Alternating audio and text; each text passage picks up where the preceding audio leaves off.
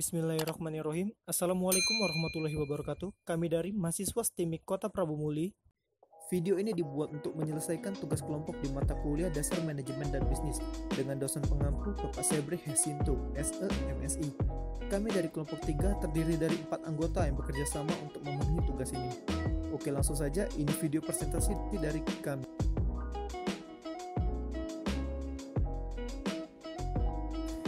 Yang pertama ada Angelina Papurnama dengan NIM 2020220016, lalu ada Rana Naftali dengan NIM 2020220008. Setelah itu ada Kinanti Dwi Francisca dengan NIM 2020220010 dan saya sendiri Aryasma Yudhistira dengan NIM 2020220011. Kami dari kelompok 3 akan membahas tentang perencanaan dan pengorganisasian.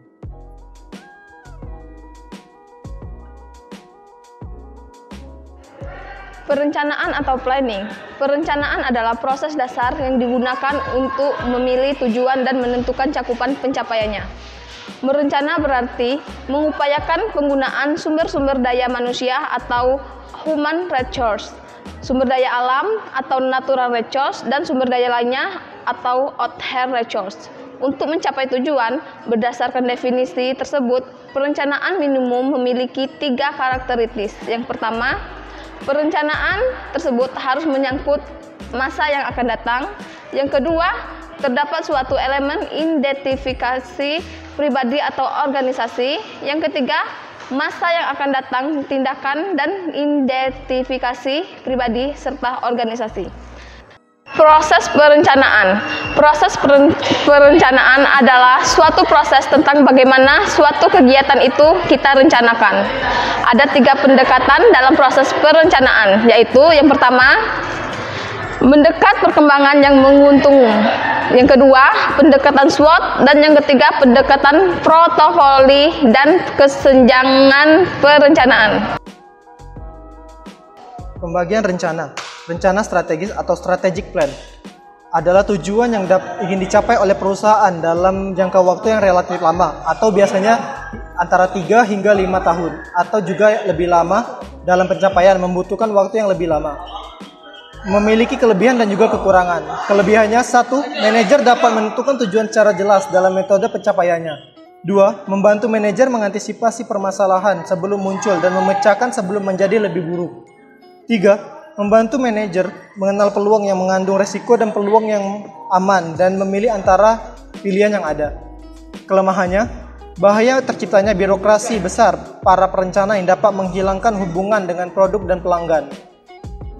Rencana operasional atau operational plan. Tujuan operasional adalah tujuan yang ingin dicapai dalam satu metode kegiatan perusahaan, biasanya antara 6 bulan hingga 1 tahun, kadangkala juga dapat hingga mencapai 2 tahun. Tujuan operasional ini dalam evaluasinya terkait dengan masa pelaporan keuangan perusahaan yang biasanya antara 6 bulan hingga 1 tahun. Rencana operasional memberikan deskripsi tentang bagaimana rencana strategis dilakukan, terdiri atas A. Rencana sekali pakai atau single use plan. Yang pertama, dikembangkan untuk mencapai tujuan tertentu dan ditinggalkan manakala tujuan tersebut telah terlaksana. Yang kedua, program mencakup serangkaian aktivitas relatif luas. Yang ketiga, proyek, bagian program yang lebih kecil dan mandiri. Setiap proyek akan menjadi tanggung jawab setiap individu yang ditunjukkan dan diberi sumber daya spesifik dan dalam batas waktu yang tertentu. Yang keempat, anggaran atau budget, pernyataan tentang sumber daya keuangan yang disediakan oleh perusahaan tertentu dalam waktu tertentu pula.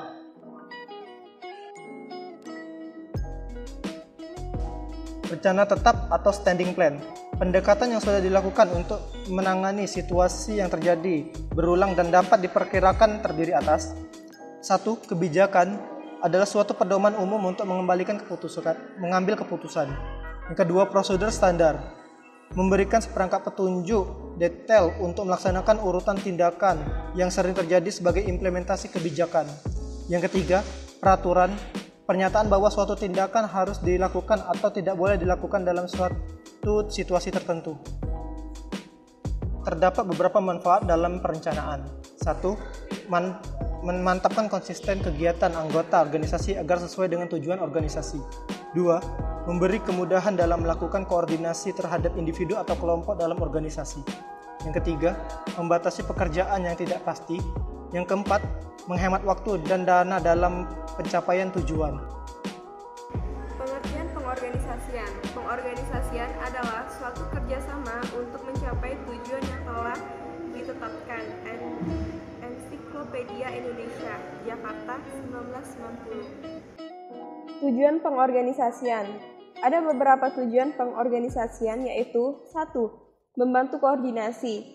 Memberi tugas pekerjaan kepada unit kerja secara koordinatif agar tujuan organisasi dapat melaksanakan dengan mudah dan efektif. Koordinasi dibutuhkan tatkala harus membagi unit kerja yang terpisah dan tidak sejenis, tetapi berada dalam suatu organisasi. 2. Memperlancar pengawasan.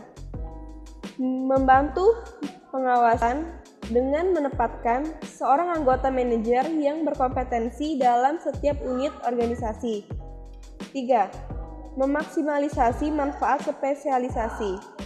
Membantu seorang menjadi lebih ahli dalam pekerjaan-pekerjaan tertentu. 4. Menghemat biaya. Tumbuh pertimbangan yang berkaitan dengan efisiensi.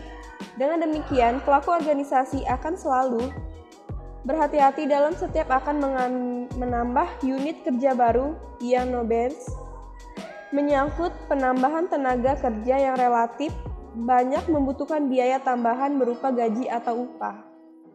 Proses pengorganisasian. 1. Merinci seluruh pekerjaan yang harus dilaksanakan untuk mencapai tujuan organisasi.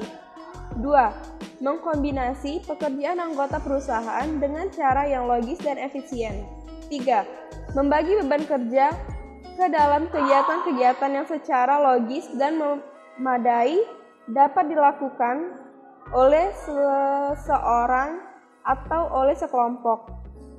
4. Penetapan mekanisme untuk mengkoordinasi pekerjaan anggota organisasi dalam suatu kesatuan yang harmonis.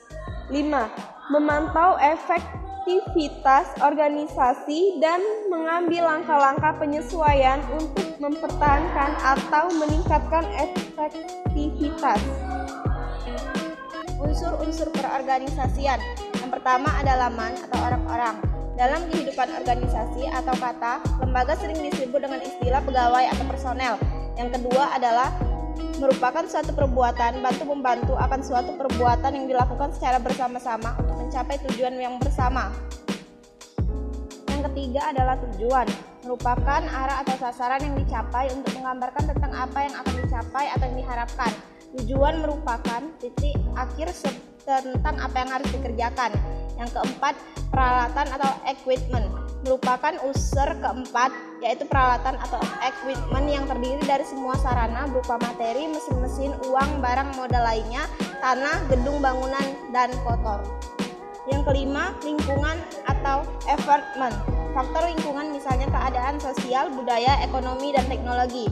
Yang keenam, kekayaan alam, yang termasuk dalam kekayaan alam ini misalnya keadaan iklim, udara, air, cuaca atau geografi, hidrografi, geologi, kimotologi, flora dan fauna. Manfaat perorganisasian. Yang pertama adalah mempermudah koordinasi antar pihak dan kelompok. Yang kedua, pembagian tugas sesuai dengan kondisi kekinian perusahaan. Yang ketiga, setiap individu mengetahui apa yang akan dilakukan. Yang keempat, memaksimalkan manfaat spesialisasi. Kesimpulan pada presentasi kali ini ialah dengan perencanaan yang baik berarti kita dimungkinkan untuk memilih tindakan-tindakan yang paling baik dalam arti yang paling ekonomis. Dengan demikian, hal ini berarti sesuai dengan prinsip ekonomi yang mengatakan untuk mencapai hasil atau tujuan tertentu diusahakan pengorbanan sekecil-kecilnya atau dengan pengorbanan tertentu didapatkan hasil yang sebesar-besarnya. Dan dengan pengorganisasian adalah keseluruhan pengelompokan orang-orang, alat-alat, tugas, wewenang, dan tanggung jawab sedemikian rupa sehingga terbentuknya suatu organisasi yang dapat digerakkan sebagai suatu kegiatan kesatuan untuk mencapai tujuan bersama.